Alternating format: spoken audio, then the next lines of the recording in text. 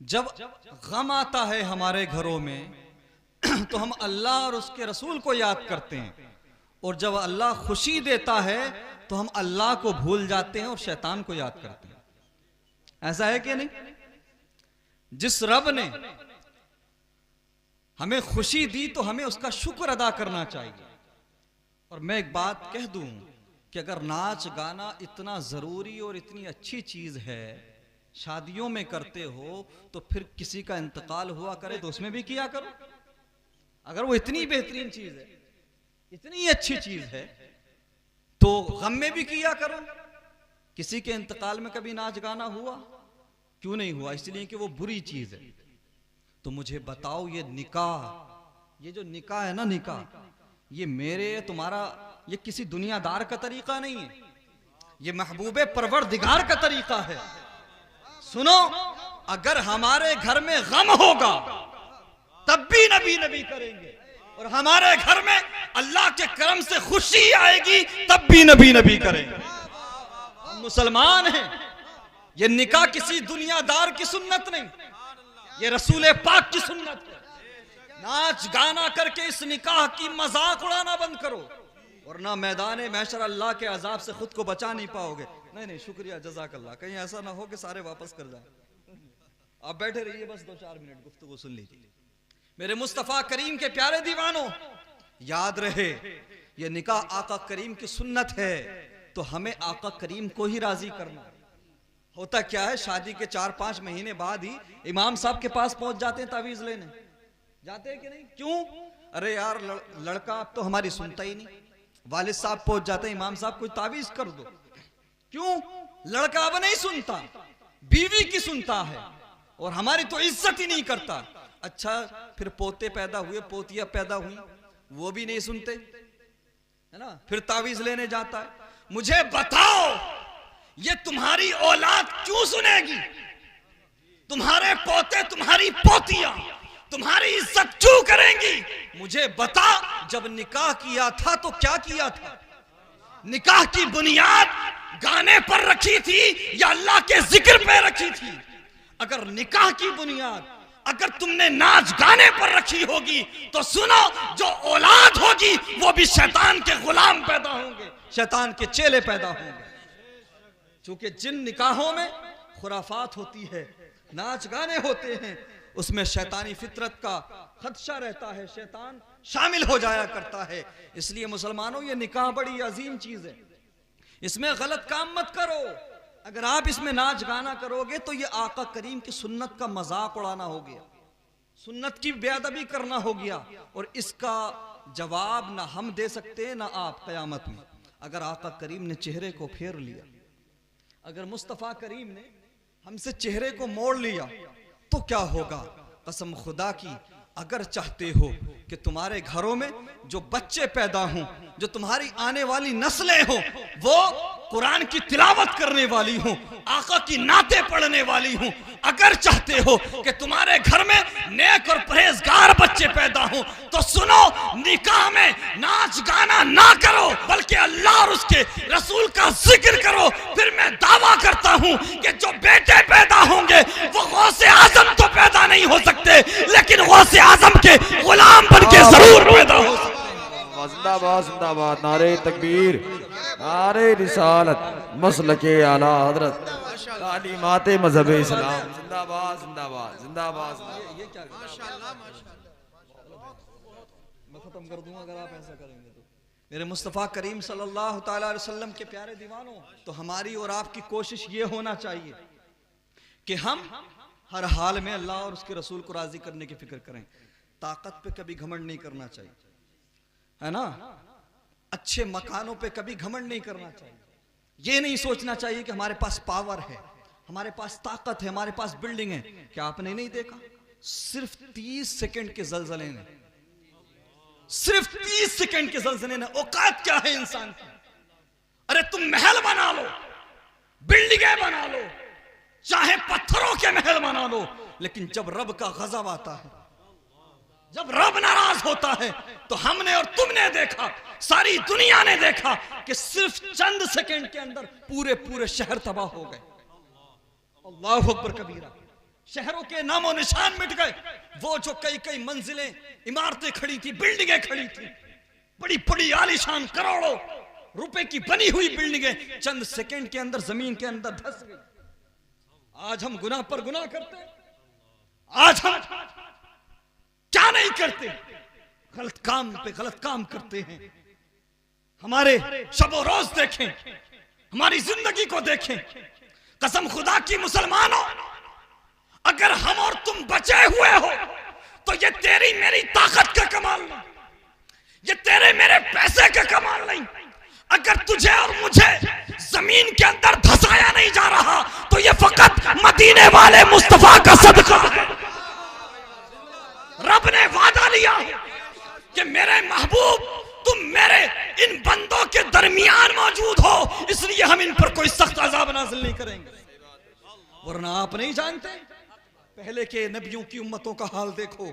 अगर कोई जिना करता था तो माथे पर कुदरती तौर पे उसके सुबह में जानी लिखा हुआ होता था, यानी इसने रात को जिना किया है, ये जिना करने वाला है।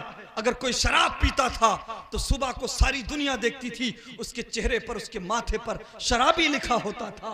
अगर कोई चोरी करता था तो उसके चेहरे पर, उसके माथे पर कुदरती लिख दिया जाता था कि ये चोरी करने वाला है, ये चोर है। कसम खुदा की ये फकत आमिना के लाल का सदका है, मदीने वाले मुस्तफा का सदका है। उनकी वजह से हमारे गुनाहों को छुपाया जाता है। तो सुनो, जैसे दुनिया में हमारे गुनाहों को छुपाया जा रहा है तो वैसे ही मैदान महशर में भी आका करीम हमसे मुंह ना फेरे, हमें मैदान महशर में भी बचा ले।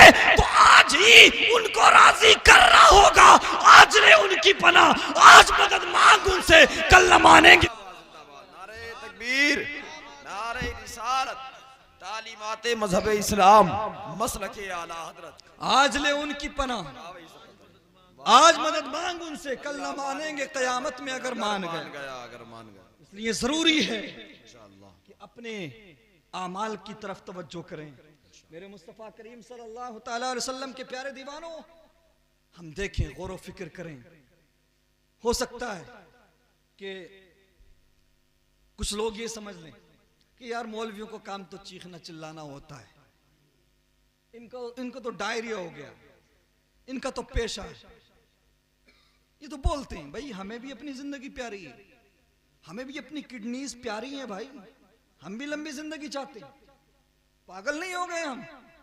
उलमा इकराम इसलिए आपको तंबीह करते हैं कि दुनिया के साथ साथ आखिरत की भी परवाह करो, क्योंकि ये 4 दिन की जिंदगी, जब जिंदगी खत्म होने को होती है तो चाहे कोई अमीर हो, कबीर हो, चाहे कोई प्रधान हो, दीवान हो, चाहे कोई चीफ मिनिस्टर हो, प्राइम मिनिस्टर हो, मौत जब आती है तो किसी की परवाह नहीं करती, मौत आकर रखती है। मेरे मुस्तफ़ा करीम सल्लल्लाहु अलैहि वसल्लम के प्यारे दीवानों, पहले नबियों की उम्मतों को जमीनों में धंसा दिया। किसी नबी की उम्मत पर पत्थरों की बारिश हुई, किसी नबी की उम्मत पर खून की बारिश हुई, किसी नबी की उम्मत को जमीन में धंसा दिया गया, किसी नबी की उम्मत को बंदर बना दिया गया, पूरी की पूरी कौम तबाह हो गई। आज हम पे छोटे मोटे इधर उधर कहीं कुछ थोड़े मामलात हो जाएं कि कहीं जलजला आ गया, कहीं कुछ हो गया, लेकिन अल्लाह के रसूल के सदक़े में सारी दुनिया का मुसलमान तो महफूज है, समझे? ये आका करीम का सदका है। मेरे मुस्तफ़ा करीम के प्यारे दीवानों, जानते हो कि आका करीम सल्लल्लाहु अलैहि वसल्लम ने आपको मेराज की रात भी नहीं भुलाया, मेराज की रात भी हमारे नबी ने नहीं भुलाया, हम अपने नबी को भुला बैठे हैं।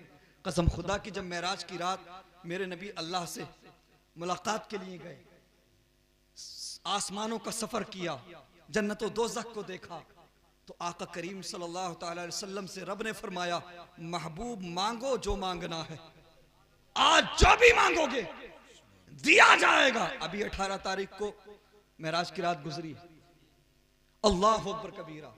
शबे मेराज में आका करीम गए ना, तो जब रब ने फरमाया जो भी मांगोगे दिया जाएगा, हर बार मेरे तुम्हारे नबी ने मांगा तो यही मांगा, परवरदिगार मेरी गुनाहगार उम्मत को बख्श दे, मेरी गुनाहगार उम्मत को बख्श दे। कसम खुदा की मुसलमानों, हम क्यों भूल बैठे उस नबी को, हम क्यों प्यार नहीं करते उस नबी से जिसने हमें अपने सजदों में भी नहीं भुलाया।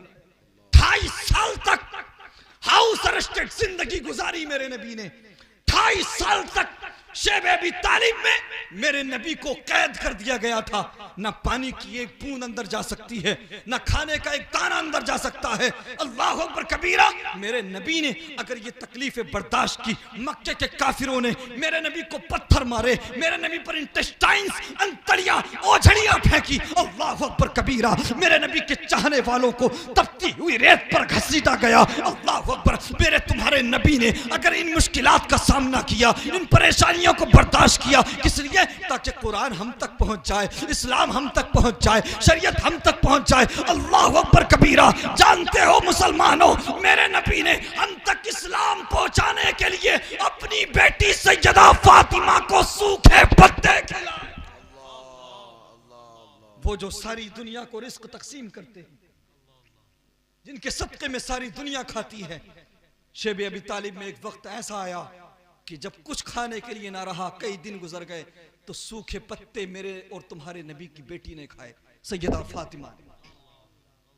और मैं बेटियों से भी कहूंगा, बहनों से भी कहूंगा, इस पर तवज्जो करो। मैदान महशर होगा, हम भी होंगे, आप भी होंगे। और बेटियां सुने, तुम्हारी कामयाबी की जमानत किसी एक्ट्रेस, किसी हीरोइन को फॉलो करने में नहीं है। तुम दुनिया में किसी हीरोइन को फॉलो करने नहीं आई हो, बल्कि तुम कनीज़े फातिमा बनने आई हो। याद करो उस दिन को। मैदान महशर होगा, कयामत का मैदान होगा, हम भी होंगे, आप भी होंगे, सारी बेटियां होंगी। रब की तरफ से हुक्म होगा, महशर वालों अपनी गर्दनें झुका लो, अपने सरों को नीचे कर लो, अपनी नजरें झुका लो। मुस्तफा की बेटी फातिमा आ रही है। जब हजरत फातिमा को जन्नत की तरफ ले जाया जाएगा तो 70,000 हूरों के झुरमुट में सैयदा फातिमा को ले जाया जाएगा। अल्लाह अकबर। बेटियां अगर चाहती हैं कि जन्नत में उनको सैयदा फातिमा का पड़ोस नसीब हो, तो सुनो, किसी हीरोइन के चक्कर में ना पड़ो, किसी हीरोइन को फॉलो ना करो, बल्कि सैयदा फातिमा की कनीज बन जाओ, सैयदा ज़ैनब के किरदार को अपना लो। बेशक सुभान अल्लाह। सैयदा फातिमा, सैयदा ज़ैनब के किरदार को अगर अपनाओगी इंशाअल्लाह, तो कसम खुदा की मैदान महशर सारी दुनिया तुझसे चेहरा फेर ले तो फेर ले, लेकिन सैयदा फातिमा तुम्हें अपने सीने से लगाएंगे। मेरे मुस्तफ़ा करीम सल्लल्लाहु अलैहि वसल्लम के प्यारे दीवानों, मैं बस अपनी बात को कंप्लीट कर रहा हूँ। अल्लाह अकबर। आज होता क्या है, ये जब ऐसे मौके आते हैं, ऐसा मौका जब आता है तो नाराज होते हैं लोग, यार दोस्त इकट्ठे होते हैं, अरे यार तू शादी में भी मौलवियों को बुलाएगा, शादी में ही मौलवियों को बुलाएगा, पागल हो गया क्या है? अरे बहुत सारे मौके आते हैं यार, शादी में भी तकरीर होगी, शादी में भी जलसा होगा, यार दोस्त प्रेशर करते, लड़का डांस पार्टी कर लेता। अच्छा लड़के से पूछो कि यार दोस्त नहीं माने, लड़के के बाप से पूछो क्या करूं, रिश्तेदार नहीं माने। अच्छा ऐसे मौके पर बहनों ही बहुत नाराज होता है। अल्लाह का शुक्र है इनकी बहनों ही तो पढ़े लिखे आदमी है, हाँ पढ़े लिखे आदमी है, वो तो नाराज नहीं होंगे, लेकिन ऐसे मौके पे बहनों ही बहुत नाराज होता। वो चाहता है कि सारे काम उससे पूछ के ही किए जाएं, यानी डांस पार्टी की जाए। फूफा जी बहुत नाराज होते हैं, वो एक अलग एटीट्यूड में रहते हैं, वो चाहते हैं कि नाच गाना भी हो, ये भी हो और वो भी हो, यार दोस्त भी मजबूर करते हैं। मुझे आप बताइए, आज जो लोग कहते हैं, जो यार कहते हैं कि तेरे बगैर हम जिंदगी गुजार नहीं पाएंगे, जिनकी वजह से आज तुम गलत काम कर लेते हो, जिन रिश्तेदारों की वजह से आज तुम गलत महफिलें सजाते हो, मुझे बताओ जब धड़कनें रुकेंगी, जब सांसें रुकेंगी, ये जितने यार हैं, जितने रिश्तेदार हैं, जितने दोस्त हैं, कसम खुदा की सब मुंह फेर लेंगे, सब नजरें फेर लेंगे। क्या कभी ऐसा हुआ कि आपस में 10 दोस्त बहुत मोहब्बत करते थे, उनमें से एक का इंतकाल हो गया, तो क्या बाकी दोस्तों ने ये फैसला किया कि कब्रिस्तान में आज इसकी पहली रात है, ये कब्र में घबराएगा, चलो आज कब्रिस्तान में रुक जाते हैं, ये हमारे बगैर वक्त नहीं गुजार पाता था? नहीं प्यारे, अल्लाह अकबर कबीरा, जिनकी वजह से तूने रब को नाराज किया, जिनकी वजह से तूने मुस्तफ़ा करीम को नाराज किया, जिनकी वजह से तूने शैतान को खुश किया, जिनकी वजह से तूने निकाह के मुकद्दस मौके पर तूने नाच गाना किया, कसम खुदा की, जिनकी वजह से तूने कुरान को उठा करके ताक में रखा, जिनकी वजह से तूने मस्जिदों का रास्ता भुलाया, जिनकी वजह से तूने अल्लाह के रसूल को नाराज किया, जिस दिन तेरी धड़कनें रुकेंगी, जिस दिन तेरी सांसें रुकेंगी, ये सारी दुनिया झूठी हो जाएगी, ये सारे दावे करने वाले तुझसे मुंह मोड़ लेंगे और कब्रिस्तान में दफन करके ऐसे भागेंगे जैसे तुझे जानते भी नहीं थे। अल्लाह अकबर कबीरा, जो अपने होते हैं वो सबसे पहले भागते हुए नजर आते हैं। इमाम साहब की तरफ इशारा किया जाता है, इमाम साहब नमाज, इमाम साहब अजान आप पढ़ देना। अल्लाह अकबर कबीरा, कब्रों में लोग पड़े चीख रहे हैं, चिल्ला रहे हैं, चंद महीने गुजरते हैं, चंद साल गुजरते हैं, कोई नाम लेने वाला भी नजर नहीं आता है। अल्लाह अकबर कबीरा, अब अंधेरी कब्र है और कोई पूछने वाला नहीं है। अल्लाह अकबर, तूने दोस्तों की खातिर अल्लाह को नाराज किया था, तूने दोस्तों की खातिर, रिश्तेदारों की खातिर, फूफा की खातिर, बहनों की खातिर, दुनियादार लोगों की खातिर तूने नाच गाना करके रब को नाराज किया था। अब तेरी अंधेरी कब्र है, तेरी धड़कनें रुकी हैं, तुझे कोई पुकारने वाला नहीं है, कोई पूछने वाला नहीं है, सबने अपना मुंह मोड़ लिया है, दोस्तों ने नए दोस्त बना लिए हैं। अल्लाह अकबर कबीरा, इद्दत पूरी करने के बाद में बीवी ने दूसरी शादी कर ली है। अल्लाह अकबर कबीरा, औलाद ने जायदाद को बांट लिया है। अल्लाह अकबर, कोई किसी को पूछने वाला नहीं है, कोई तुझे बचाने वाला नहीं है। अब अंधेरी कब्र है और तू है, अब कब्र अजाब से भरी है, कब्र कीड़ों से भरी है। लेकिन मुस्तफा करीम के प्यारे दीवानों, जिस अंधेरी कब्र में यार की यारी दम तोड़ दे, जिस अंधेरी कब्र में बीवी की मोहब्बत दम तोड़ दे, जिस अंधेरी कब्र में न दौलत काम आए न शोहरत काम आए, उस अंधेरी कब्र में अगर कुछ काम आता है तो मदीने वाले मुस्तफा का प्यार बेशक। सुभान अल्लाह, सुभान अल्लाह। अगर कब्र में कुछ काम आएगा तो आमिना के लाल का प्यार काम आएगा। तो हमें कब्र की परवाह करना चाहिए। मैं अपने नौजवानों से, अपने भाइयों से मुखातब हूं, अच्छे मौके हों, गम के मौके हों, खुशी के, अच्छे काम कीजिए, किसी को दिखाने के लिए नहीं, रब की रजा के। कुछ काम ऐसे भी कर जाओ जो मैदान महशर तुम्हें काम आ जाए। और मैं आखिरी चंद बातें कहूंगा। हमारे यहाँ जो कंपटीशन है ना, हम मुसलमानों में कंपटीशन किस चीज का है? मकान कौन अच्छा बनाएगा। उसने 50 लाख लगाए तो मैं 70 लाख लगाऊंगा। हमारी कौम में, मैं आप ही की बात नहीं कर रहा, all over India, national level पर मैं इसको बहुत गहरी नजर से देखने के बाद बोल रहा हूं। क्या किसी ने मकान बनाया है तो हम कंपटीशन करते हैं, हम उससे ऊंचा मकान बनाएंगे, उससे ज्यादा पैसा लगाएंगे।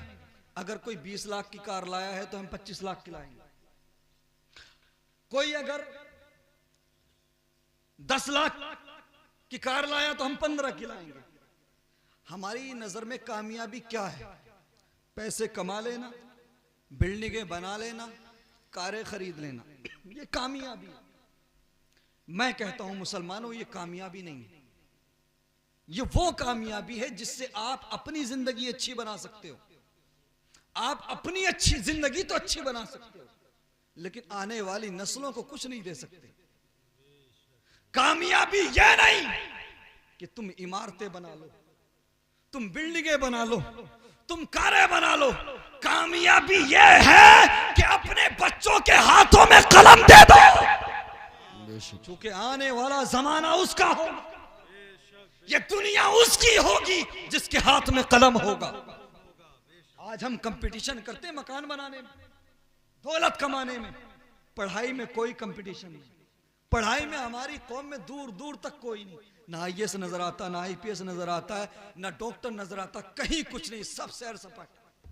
मैं पूरी कौम को सामने रखकर ये बात कर रहा हूं, मुसलमानों मिट जाओगे, बर्बाद हो जाओगे। मैं कहता हूं आप कमाइए, करोड़ों कमाइए, खूब बिल्डिंगें बनाइए, लेकिन उसके साथ साथ उस दौलत को अपने बच्चों की तालीम पर खर्च कीजिए, अपने बच्चों को पढ़ाने में लगाइए।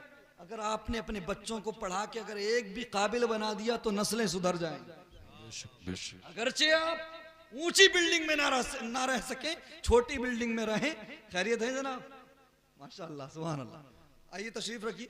अगर आप ऊंची बिल्डिंग में ना रहें, समझे, छोटे घर में रहें, लेकिन बच्चों को पढ़ाएं जरूर, तालीम जरूर दिलाएं। मेरे मुस्तफ़ा करीम सल्लल्लाहु अलैहि वसल्लम के प्यारे दीवानों, तालीम इतना जरूरी है कि तालीम के बगैर कुछ नहीं हो सकता, तालीम के बगैर कुछ नहीं हो सकता। हम ये कोशिश करें कि हम मकान बनाने में, कारें खरीदने में कंपटीशन नहीं करेंगे, कंपटीशन करेंगे पढ़ाने में, तालीम हासिल कराने में। मैं तो ये कहता हूं, अगर बच्चों को पढ़ाने के लिए आपको अपना मकान बेच के किराए के मकान में भी रहना पड़े, तब भी बच्चों को पढ़ाओ।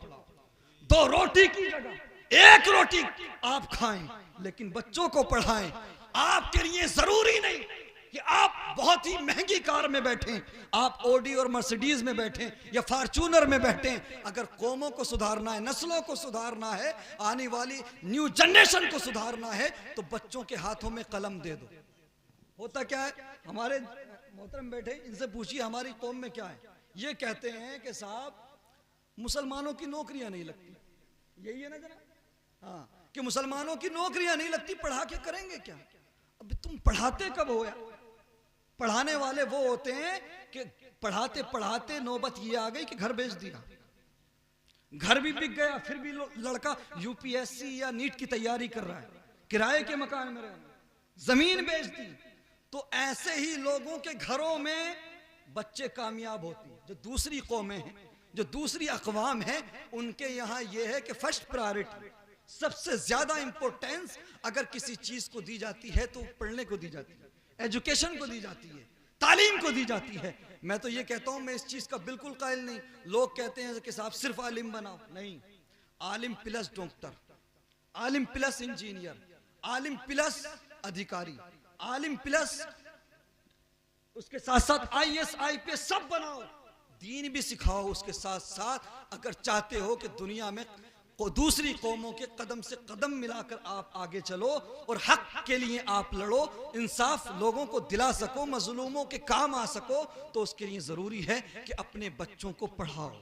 जरूरी है, हम पढ़ाते नहीं, 2 साल पढ़ाते, मैट्रिक करा लिया, ज्यादा से ज्यादा इंटरमीडिएट करा लिया, उसके बाद छुट्टी कर दी। नहीं प्यारे, आप पढ़ाइए, चाहे 5 साल लगे, 6 साल लगे, जितने भी साल लगे। अगर आप मेहनत करेंगे, स्ट्रगल करेंगे, जद्दोजहद करेंगे, तो मैं ये उम्मीद करता हूँ इंशाअल्लाह एक न एक फूल जरूर खिलेगा, एक न एक बच्चा जरूर कामयाब होगा। अगर एक भी कामयाब होगा तो वो सिर्फ अपनी जिंदगी को अच्छा नहीं बनाएगा, बल्कि जो मजलूम लोग हैं उनका सहारा बनेगा। हमारे मुल्क के मामले में जो खिदमात है उनको अंजाम देगा, जो गरीब लोग हैं उनका सहारा बनेगा और नस्लों का सहारा बनेगा। बस मैं इसी पैगाम के साथ अपनी गुफ्तगू को ख़त्म करना मुनासिब समझता हूँ। अल्लाह तबारक व तआला इस महफिल को कामयाब फरमाए और हमें अपने बच्चों को तालीम दिलाने का जज्बा अता फरमाए। वाखिर दावाना अल्हम्दुलिल्लाहि रब्बिल आलमीन व मा अलैना इल्लल